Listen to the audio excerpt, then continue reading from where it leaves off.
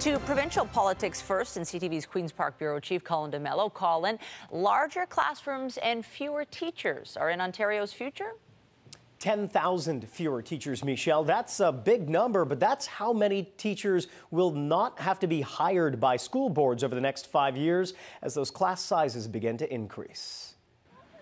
4 weeks into the new school year, and students have been feeling the impact of larger class sizes. I even find it hard to sometimes approach my teachers and ask them questions. And it's only going up from here. By the year 2023, the average high school classroom will increase from 22 students to 28 per teacher.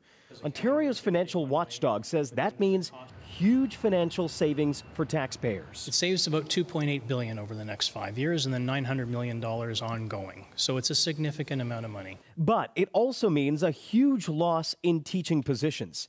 The Financial Accountability Officer estimates that if class sizes had stayed the same, Ontario would have needed 10,000 additional teachers over the next 5 years.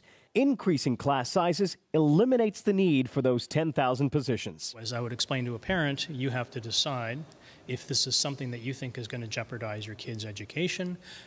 You can raise that with your MPP. There are other ways to make that opinion known. The watchdog is also pretty blunt about how much money the Ford government is pouring into the education budget. Over the next 5 years, the cost of education is expected to rise by 2.7%.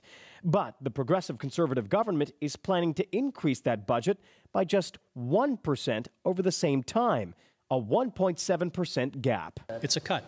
It's a real cut. That's what it is. It's a real cut to expenditures.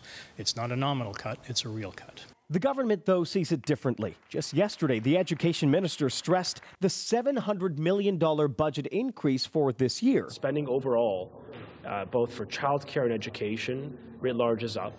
And we are going to continue to make education a priority in forthcoming budgets. It's a priority that comes with a price tag. And in order to fulfill a campaign promise, the Ford government put together something called an attrition protection fund.